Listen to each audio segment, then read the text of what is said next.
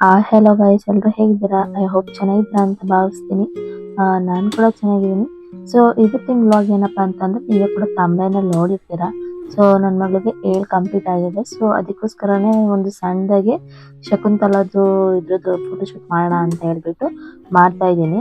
So ಏನಪ್ಪಾ ಅಂತ ಅಂದ್ರೆ, ಅವಳು ಮಲ್ಕೊಂಡಿದ್ದಾಗಲೇ ನಾನು ಅವಳಿಗೆ ರೆಡಿ ಮಾಡಬೇಕು. ಏನಾದರೂ ಎದ್ಬಿಟ್ರೆ ಒಂಚೂರು ರೆಡಿ ಮಾಡಿಸ್ಕೊಳ್ಳಲ್ಲ. ಅಂದ್ರೆ ಫುಲ್ ಇವಾಗ ನಾವು ಏನೋ ಅನ್ಕೊಂಡಿರ್ತೀವಿ, ಬಟ್ ಅದು ಫುಲ್ಲು ಆ ರೀತಿ ಮಾಡೋದಿಕ್ಕೆ ಆಗೋದಿಲ್ಲ. ಫುಲ್ ಇವಾಗ ಕೈಯಲ್ಲಿ ಆಡ್ಸೋದು, ಕತ್ತಲ್ಲಿ ಆಡ್ಸೋದು, ಮಕ್ಳಾದ್ಮೇಲೆ ಅದು ಕಪ್ಪೆ ಅವಳು ಇಕ್ಕಿಸ್ಕೊಳ್ಳಲ್ಲ ನೀಟಾಗಿ ಏನಾದರೂ ಎದ್ದಾಗ. ಸೊ ಇನ್ನು ಕ್ರೀಮು ಗೀಮು ಎಲ್ಲ ಹಾಕ್ಕೊಂಡು ಅವಳು ರೆಡಿ ಮಾಡೋಷ್ಟೇ ನೀಟಾಗಿ ಬರಲ್ಲ ಅಂತ ಹೇಳ್ಬಿಟ್ಟು ನಾನು ಅವಳನ್ನ ಮಲಗಿಸ್ಬಿಟ್ಟು ಆಮೇಲೆ ರೆಡಿ ಮಾಡೋಣ ಅಂತ ಹೇಳ್ಬಿಟ್ಟು ರೆಡಿ ಮಾಡ್ತಾ ಇದ್ದೀನಿ. ಸೊ ಇಲ್ಲಿ ಬಟ್ಟೆ ಗಿಟ್ಟೆಲ್ಲ ಇಟ್ಬಿಟ್ಟು ಆಯಿತು, ರೆಡಿ ಎಲ್ಲ ಮಾಡಾಯಿತು. ಸೊ ಅವಳು ಮಲಗಿದ್ಲಲ್ಲ, ಆವಾಗ ನಾನು ಹೊರಗಡೆ ರೆಡಿ ಮಾಡ್ಕೊಳ್ಳೋ ಅಂದ್ಬಿಟ್ಟು ರೆಡಿ ಮಾಡಿಕೊಂಡೆ. ಸೊ ಏನಪ್ಪ ಅಂತಂದರೆ, ನಾನು ಇದನ್ನು ಅವಳಿಗೆ 3 ತಿಂಗಳು ಇಲ್ಲಾಂದ್ರೆ 4 ತಿಂಗಳು ಇದ್ದಾಗ ಮಾಡೋಣ ಅಂತ ಅಂದ್ಕೊಂಡಿದ್ದೆ. ಯಾಕಂದರೆ ಆ ತಿಂಗಳಲ್ಲಿ ಯಾಕಪ್ಪ ಮಾಡಬೇಕು ಅಂತಂದರೆ, ಇವಾಗ ಮಕ್ಕಳುಗಳು ಅಷ್ಟು ದಬಾಕೊಳ್ಳಲ್ಲ. ಅಂದರೆ 3 ಮಂತ್ಸ್ಗೆ ದಬಾಕೊಂಡ್ಬಿಡ್ತವೆ, ಬಟ್ ಅಷ್ಟು ಇದಾಗಿರೋದಿಲ್ಲ. ಇವಾಗ 7 ಮಂತ್ ಆಗೋಯ್ತಲ್ಲ, ಅವಳು ಫುಲ್ಲು ಎನರ್ಜಿ ಬಂದ್ಬಿಟ್ಟಿದೆ ಅವಳಿಗೆ.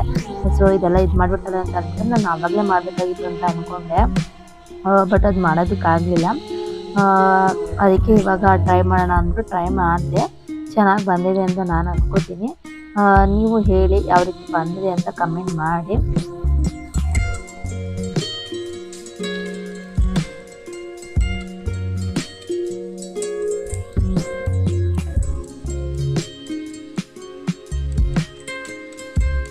ಅವಳು ಸುಮ್ಮನೆ ಇರ್ತಲ್ಲ, ರೆಡಿ ಮಾಡಿಬಿಟ್ಟು ಹಾಕೋಣ ಅಂತಂದರೆ ನೋಡಿದ್ರೆ ಎಷ್ಟು ಮಾಡ್ತಾಳೆ ಅಂತ ಹೇಳ್ಬಿಟ್ಟು. ಸೊ ಅದಕ್ಕೋಸ್ಕರನೇ ಕೈಗೆ ಏನಾದರೂ ಕೊಟ್ಟರೆ ಸ್ವಲ್ಪ ಅದನ್ನ ಇದು ಮಾಡಿಕೊಂಡು ಸುಮ್ಮನೆ ಇರ್ತಾಳೆ ಅಂದ್ಬಿಟ್ಟು ಅದನ್ನ ಟೂಪ್ ಥರ ಇತ್ತು ಅದನ್ನು ಕೊಟ್ಟಿದ್ದು.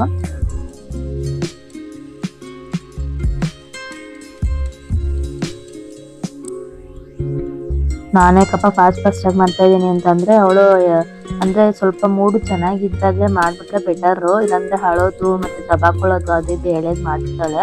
ಅದಕ್ಕೆ ಸ್ವಲ್ಪ ಮೂಡು ಚೆನ್ನಾಗಿತ್ತು ಅಂದ್ಬಿಟ್ಟು ಬೇಗ ಫಾಸ್ಟಾಗಿ ಮಾಡಿಬಿಟ್ಟು ಒಂದು ಫೋಟೋ ತೆಗೆಯೋಣ ಅಂದ್ಬಿಟ್ಟು ಆ ರೀತಿ ಮಾಡ್ತಾಯಿದ್ದೆ ಅರ್ಜೆಂಟಾಗಿ. ಆ ಕಾಳುಗಳಂತೂ ಕೊಡ್ತಾನೆ ಇರಲಿಲ್ಲ. ನಾನು ಒಂದು ಕಾಲು ಹಾಕಿದ್ರೆ ಅವಳು ಇನ್ನೊಂದು ಕಾಲಲ್ಲಿ ತೆಗಿತಾ ಇದ್ಲು, ಒಂದು ಕೈಗೆ ಹಾಕಿದ್ರೆ ಇನ್ನೊಂದು ಕೈ ಬಿಚ್ತಾ ಇದ್ಲು. ಆ ರೀತಿ ತುಂಬಾ ಇಕ್ಕಟ್ಟಾಗ್ಬಿಟ್ಟಿತ್ತು. ಹೇಗೋ ನಮ್ಮಮ್ಮ ಇದ್ರು, ಸ್ವಲ್ಪ ಹೆಲ್ಪ್ ಮಾಡ್ತಾಯಿದ್ರು ಅವರು ಕೂಡ.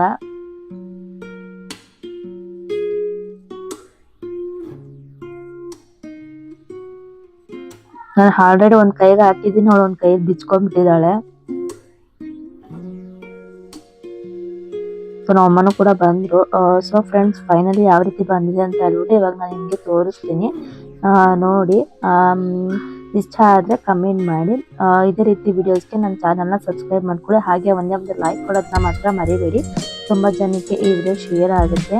ನಿಮ್ಮ ಸಪೋರ್ಟ್ ಯಾವಾಗಲೂ ಇದೇ ರೀತಿ ಇರಲಿ. ನೋಡಿ ಫ್ರೆಂಡ್ಸ್, ಫೈನಲ್ ಲುಕ್ ಈ ರೀತಿ ಬಂದಿದೆ. Keep watching and keep smiling. Thank you.